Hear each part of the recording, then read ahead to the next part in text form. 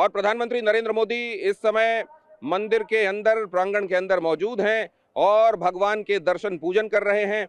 वहां सप्तऋषि मंदिर पहले वो पहुंचे हुए हैं। सप्तऋषि मंदिर में पहले वो प्रणाम और अर्चन कर रहे हैं। कई मंदिर ऐसे जहां पर शिखर पर आज ध्वजा की स्थापना होनी है।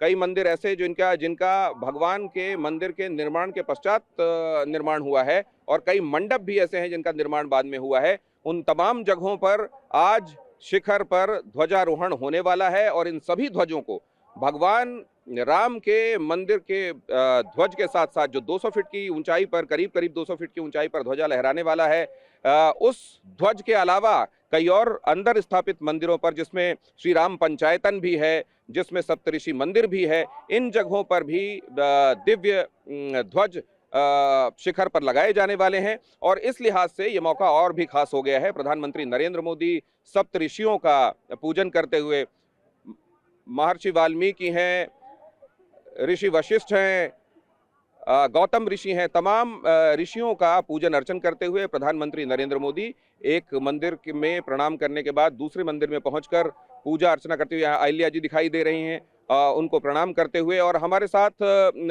स्वामी जी मौजूद हैं और वो लगातार आपको ये बता रहे हैं कि इस मौके का आज क्या आध्यात्मिक और धार्मिक महत्व है और दुनियादारी के लिहाज से भी आज का ये दिन किन मायनों में बहुत ज्यादा खास है। स्वामी जी देखिए, महत्व विशेष रूप से तो माँ भगवती जानकी और राम जी की विवाह पंचमी का शुभ अवसर है। तो विवाह की प्राथमिकता के अलावा ये नहीं कह सकते कि भगवान राम के उत्सव का तो समय है ही है, इसके अलावा आज की कहा कि बलिदानियों का, जिन्होंने अपने संपूर्ण जीवन को यूं दे दिया कि कहते एक एक क्षण उन्होंने भगवान राम के मंदिर बनने से लेकर के राम भगवान को उस जो 3 और कह सकते हैं कि टाट में बैठे हुए थे, उनको ठाठ में बैठाने के लिए उन्होंने तपस्या करी, बलिदान दिया। और आज की पीढ़ी भी उस चीज को देख रही है कि कितनी दिव्यता भव्यता के साथ आज भगवान राम अपने मंदिर में विद्यमान है और उनकी धर्म ध्वजा लहराई जा रही है। इसके लिए यह जो साधु संतों का उत्साह तो है ही है, पर आम जनमानस के जो भीतर एक जागृति हो रही है, जन जागृति हो रही है, चेतना की जागृति हो रही है, वह हमारे लिए बहुत अतुलनीय है। क्योंकि जिस प्रकार से हमने कहा ना कि पूर्व में जितना कहा जाए उतना कम, इतना विशेष रूप से प्रताड़ित किया गया, फिर भी हमारे साधु संतों ने, सनातन धर्मावलंबियों ने हार नहीं मानी और अपने दृढ़ नेम पर बने रहे। क्योंकि इसी को कहते हैं भगवत प्रतिनिष्ठा। भगवान के प्रति निष्ठा जो है वह हमारी अटूट है, चाहे दधीच जी की तरह हमें अपनी हड्डियों का भी बलिदान क्यों ना करना पड़े। अडिग और अटल होना सिखाती है। एक बार फिर से वो तस्वीरें अपने दर्शकों को दिखा देता हूं। स्वामी जी आपके पास वापस लौटता हूं। सप्तऋषि मंदिर में जब प्रधानमंत्री नरेंद्र मोदी दर्शन करने और पूजन अर्चन करने के लिए पहुंचे, वहां पर मौजूद सप्तऋषियों की जो मूर्तियां हैं उनके सामने उन्होंने शीश नवाया। महर्षि वशिष्ठ, महर्षि विश्वामित्र, महर्षि अगस्त्य, महर्षि वाल्मीकि, देवी अहिल्या की भी वहां पर मूर्ति है, निषाद राज गुहा, माता शबरी, इनके सबके विग्रह वहां मौजूद हैं और वहां पर उन्होंने पूजन अर्चन किया।